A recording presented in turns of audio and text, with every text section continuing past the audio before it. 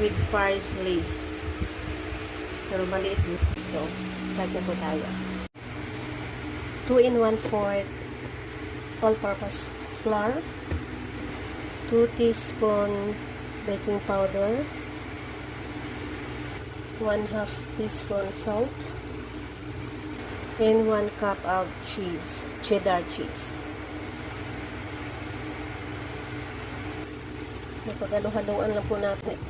Dito naman sa separate bowl ay paghalu-haluin natin ang wet ingredients.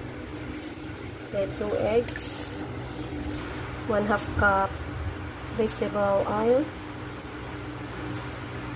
1/2 cup milk.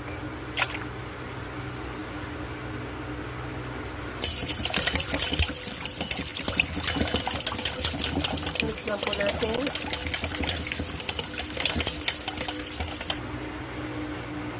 Lagyan din po natin ng parsley.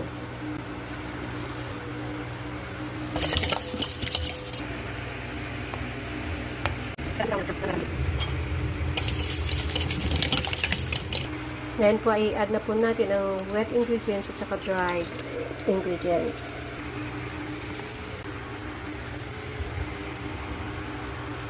Don't overmix po.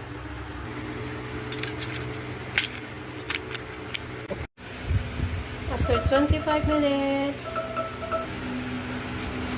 wow! Fantastic! Grabe, ito yung cheese ham with parsley. Pero maliit ito. Start na po tayo. 2 in 1/4 all-purpose flour, 2 teaspoon baking powder,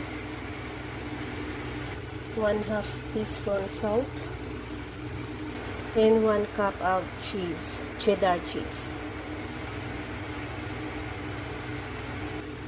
So, paghalu-haluan lang po natin. Dito naman sa separate bowl ay paghalu-haluin natin ang wet ingredients. Okay, 2 eggs, 1/2 cup vegetable oil, 1/2 cup milk.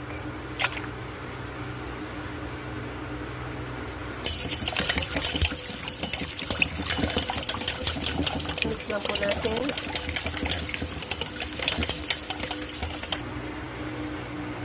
Lagyan din po natin ng parsley.